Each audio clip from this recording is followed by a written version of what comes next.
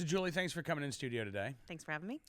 Michelle Obama's garden, Yes, withering on the vine. overgrown, Yes. weeds.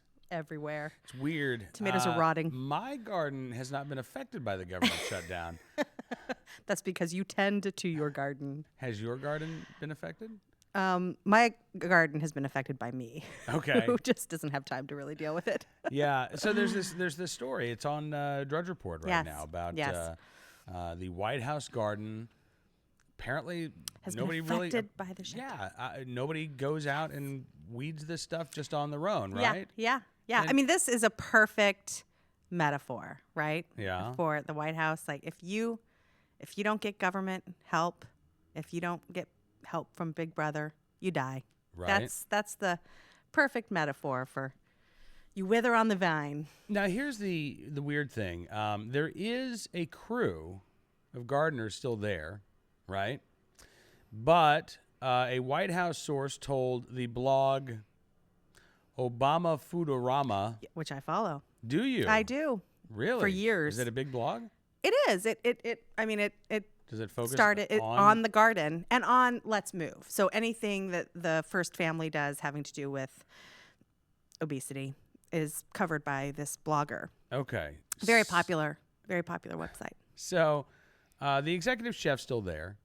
The gardeners, at least some of them, are still there. There is a skeletal staff, but apparently the National Park Service, once again, we go back to the NPS, Yeah. which has perhaps looked the worst of any government agency Yeah. during the shutdown. Yeah. They have been told to do minimal maintenance. Yeah. So they could be picking the tomatoes. Okay, but can we just take this back? I mean, What? let's not forget how the White House and how the First Lady characterizes this garden, which is, it's just a family garden. Right. I mean, and Well, no, meanwhile, apparently it takes 4 federal agencies to, keep this garden going.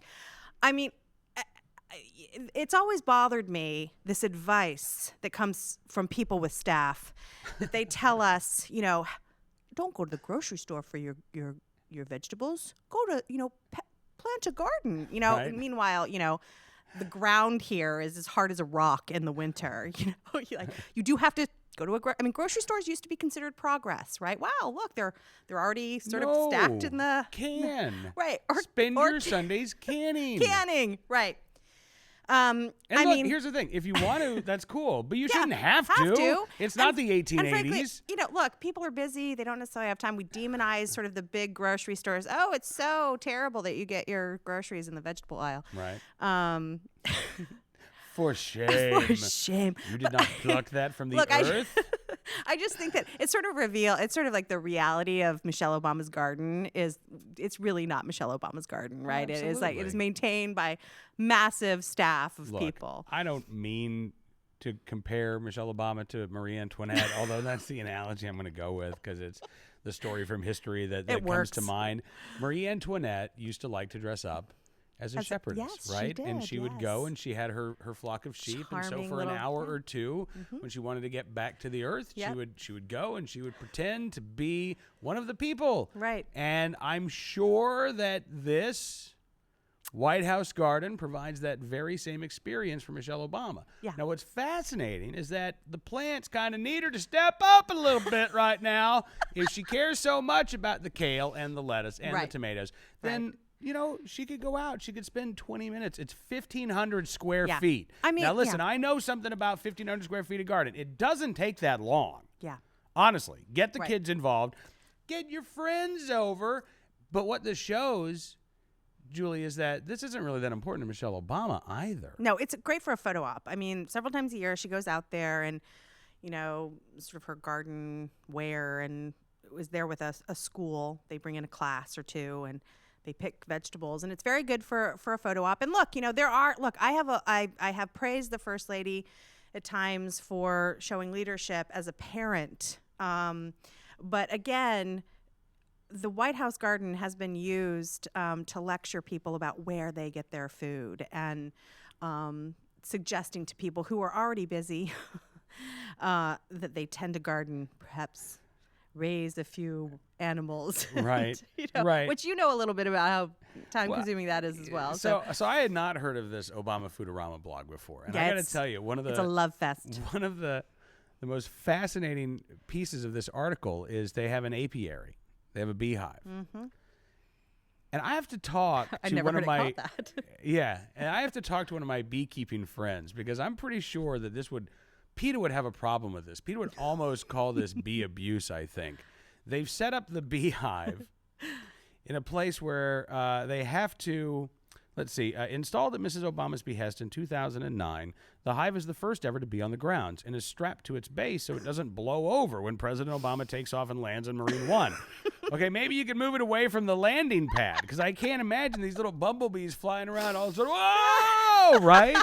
That's got to be cruelty to the bees. That doesn't sound too nice. Now, it goes on. Quote, the strapping also helps the hive resist the force of the water from the automated sprinklers, which hit it directly. So the side of the beehive is constantly getting Yes, by perhaps water, this is the reason which- there's a bee colony collapse. That's I mean that's bee water torture right Yes, there. it This is. if you care about the animals, Julie, then Yes. I think we need a petition at change.org to move the White House apiary somewhere where the bees are not going to be subjected to the terror of this administration. I am not surprised that the White House garden has failed utterly with the government shutdown. This is completely in line with how these people operate. If you don't have the guiding and helping hand of the federal government, you will die. I mean, this is and look, this is supposed to be a family garden, the White House garden, the nation's garden, but it's only to be tended to by federal employees.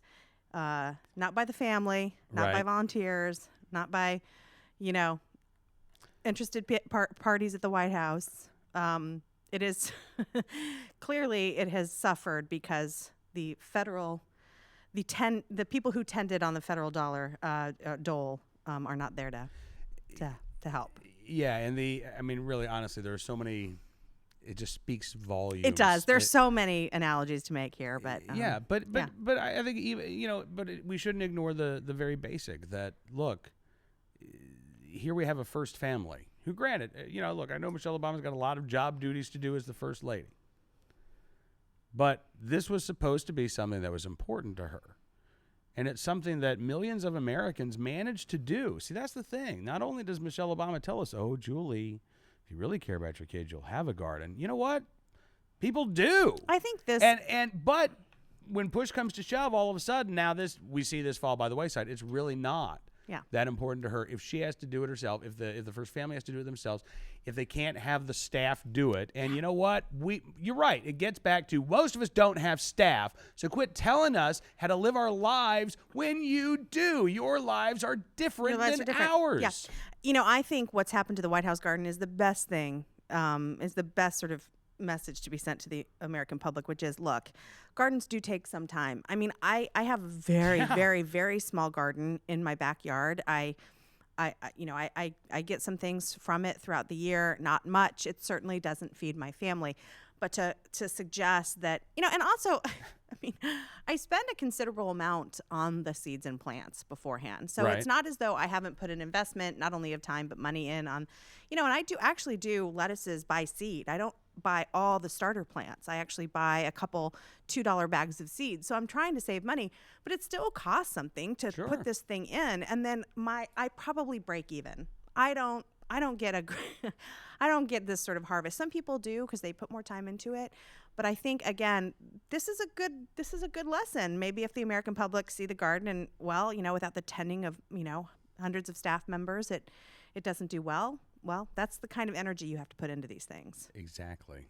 Yeah. Exactly. Thank you. A dash of reality. That's right. That's what I'm the here to Potemkin village is crumbling. That's right. Because That's they right. can't. Nobody's there to paint the little wooden facades right. anymore.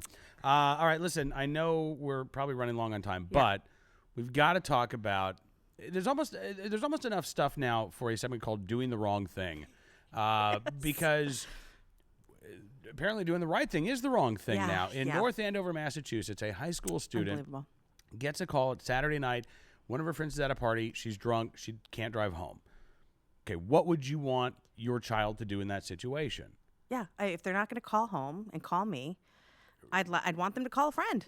Right. Right. So the girl goes to pick up her friend. While she's there picking up her friend, the police show up at the party.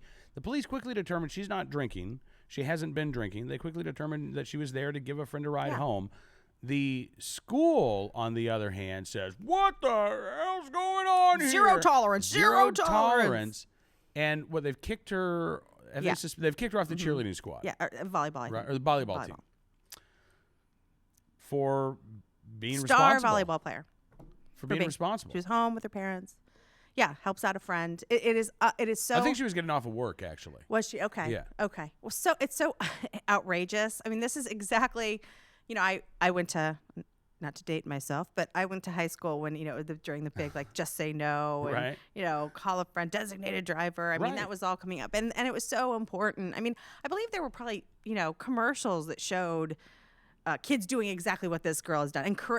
Sort of adults, the officials, encouraging kids to do exactly what this young girl has done. She has shown nothing but responsibility for her friend. And her friend also did the right thing by calling her instead of, walking or driving home.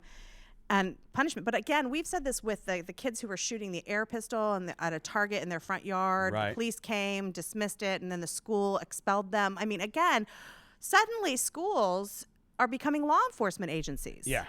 The police may dismiss it. Doesn't matter. School still has an opinion, and they're going to enforce whatever rules even on private property or, kids acting responsibly. It's disgusting. It's just. And this is perhaps one of the clearest cases where, and maybe I'm wrong. I don't know. Maybe I'm the outlier here, and you're just, you're weird right. with me. So am I. But I think we're right on this.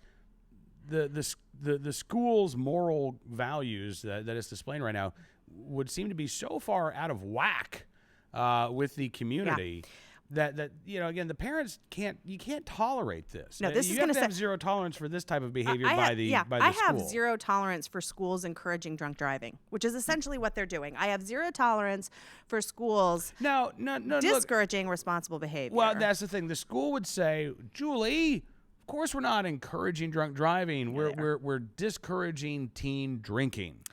Yeah. Newsflash. I mean, I hate to be one of these people who's like, it happens, but what we want are responsible behaviors after irresponsible behaviors. I mean, yes, we don't want kids drinking, but by God, we certainly don't want them getting behind a wheel. And so what they've said is that if you do the responsible, and look, if you make a mistake, I mean, what's the recourse or what's the next step? The next step, what they're encouraging is further bad behavior. There is something called a domino effect. And so what they've encouraged is not trying to right the wrong or trying to at least, lessen the impact of what you've done. It's just astoundingly bad advice to give kids. It is because, yes, you want to tell your kids, okay, no, you don't drink. Yeah. It's against the law. You're going to drink stupidly, and bad things will happen. But if you find yourself in that situation, you might be tempted. I've told my kids this. You might be tempted not to call because you think I'm going to be ticked off. I will be so much more ticked off, or I will be so much more miserable if something were to happen to you. Just pick up the phone and call me, and we'll talk about it when you're sober. Yeah. I mean, that as a parent, that's my attitude. I can't imagine having the attitude of the school district of just, no, she should have said, what should she have done, by the way? What did they say the student should have done? No, I don't know. I don't know. I don't know that they've said anything about what she should have done. But it clearly, that doesn't...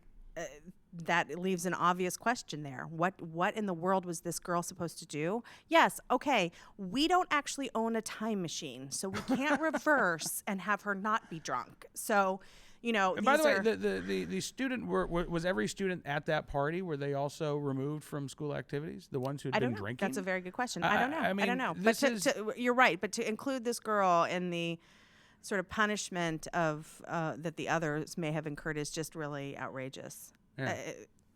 No, it's very bizarre. And again, parents need to get vocal on this, need to get involved in this. So often that father who spoke up on Common Core and was dragged out.